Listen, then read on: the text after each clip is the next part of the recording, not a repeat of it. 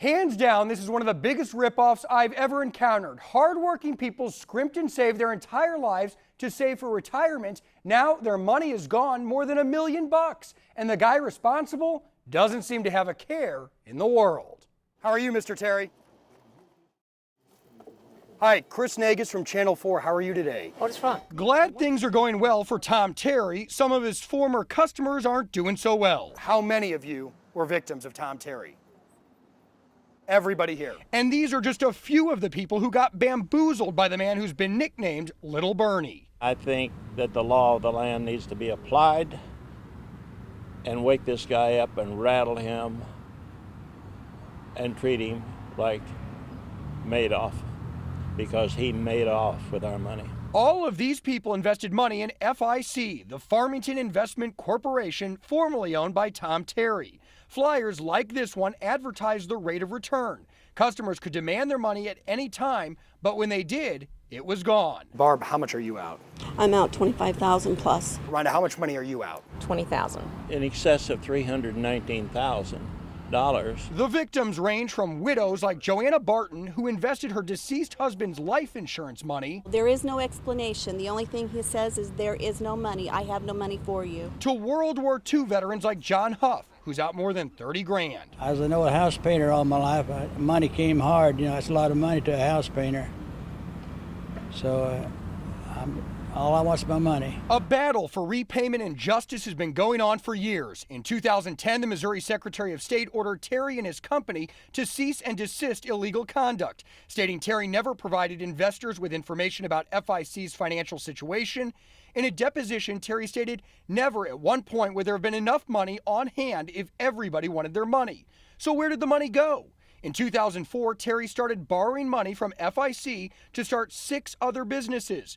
According to the Secretary of State's petition, those businesses were funded by FIC. Hundreds of thousands in loans weren't paid back. But crafty Terry created a plan to outslick these country folk. He told me he was going to file bankruptcy. He told me that if I sued him, he'd sue me.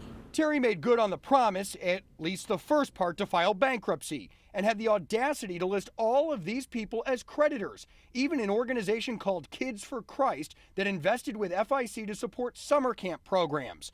So what's Terry doing these days? He's still running FIC, but now the I stands for insurance. Mr. Terry, how are you? I caught up with him after lunch. Are you planning to repay these people back? Pay who back? What? Pay who back? Are you kidding? Pay back the customers that invested with FIC? It says here, according to the Secretary of State, you owe some $1.1 million to some 42 investors. No, you'll have to talk to my attorney. I mean, but any plans to pay any of these folks back? Pardon me? Any plans to pay any of these folks back? That's a corporation. The corporation, but you ran the corporation, correct? No, I sold it. He sure did. He sold it for a whopping $2,000. And according to his deposition, he's not even sure if the new owner paid the full amount. Which shows it was virtually worthless. I mean, can you tell us what you're planning to do to make this right? Mr. Terry, can we please talk to you? Nope. But don't worry about Terry. So far, he's avoided prosecution. He and his wife still collect a government check, close to $2 grand a month in disability payments, along with income from rental property. Not only is he hoping to avoid paying all of these people back, he's even asking the court to wipe out his credit card debt. Should this guy be prosecuted? Absolutely, he should be prosecuted. You know, there's just a historical record of all the investments that he has lost. Tomorrow morning at 6:45, we hear more from Black about this debacle. We'll also talk about why one prosecutor's quest for charges were denied. Chris Nagus, News 4. It's a legit card used for illegitimate reasons. From scams on social media sites like Instagram to callers offering loans and everything in between. I was told that you could use it as a debit card. Terrence Woods of North County purchased a Green Dot Money Pack card. He loaded $200 and scratched off the 16-digit code. He doesn't know if someone saw it, but when he checked the balance, the money was gone. They couldn't tell me the time it was took off my card, the location, and none of that. Same thing happened to Ryan Rady. He has special needs and needed money to pay medical bills. He was offered a loan over the phone. The caller wanted him to prove he could pay. They said go to a store, put $100 on a green dot card.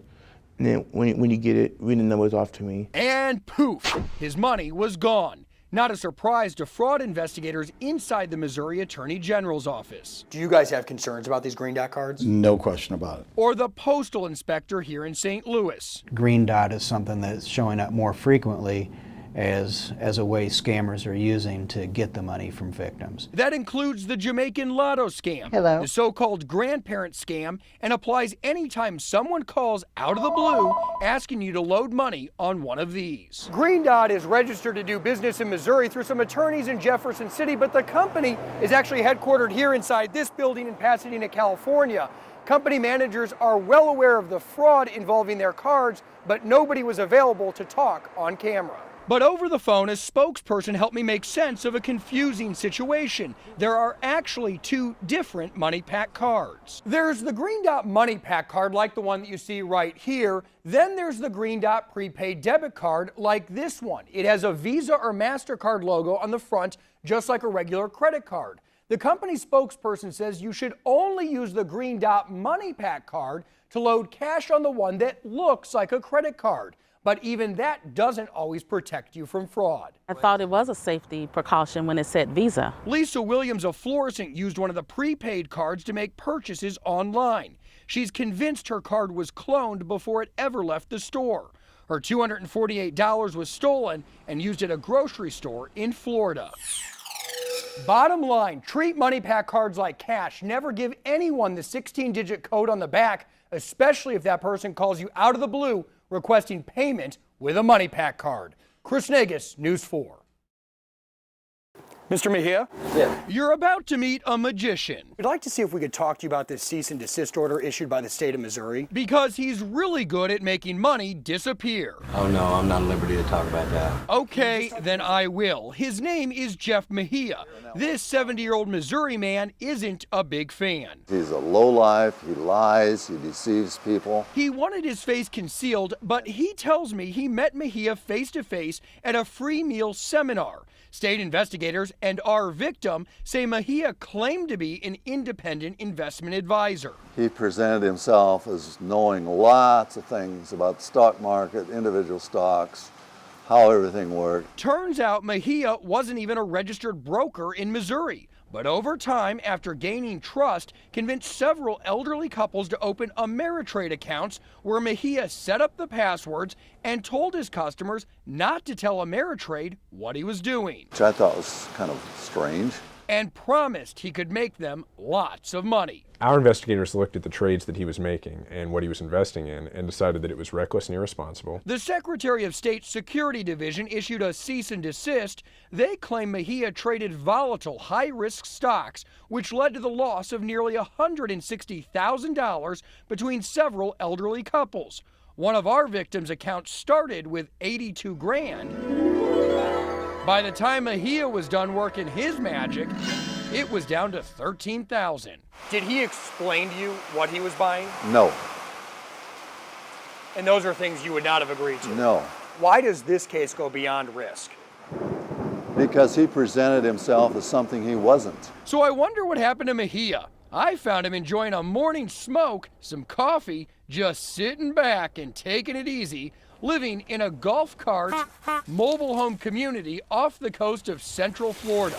Lucky for him, I'm always game for a road trip. We'd like to see if we could talk to you about this cease and desist order issued by the state of Missouri. Oh no, I'm not at liberty to talk about that. There's a few folks up there that are upset about this. They say you weren't a licensed broker. No, I'm gonna have to. I've already answered that, requested a hearing. We'd just like to get your side of it because some folks up there were saying you were doing unauthorized trading in their accounts. That's not true. That's why we're here to get your side of it. I'm not gonna talk to you today, thank you. What else is he doing today? Oh, checking out the stock ticker while working on his laptop. I would assume he's doing the same thing now in Florida. Is it accurate to say Mr. Mejia broke the law? We believe Mr. Mejia broke the law, and it has been referred by us to a criminal prosecution authority. I'm not going to talk to you today, thank you. I'd like to get the money back from him, and if we can't do that, put him in jail till he rots. What a mess. And nobody thinks this can happen to them. Tomorrow morning at 6:30 on News 4 This Morning, I'll tell you how you can avoid the same pitfalls and how you can tell if the person offering to invest your money or your savings actually has the authority to do it. Chris Nagus, News 4.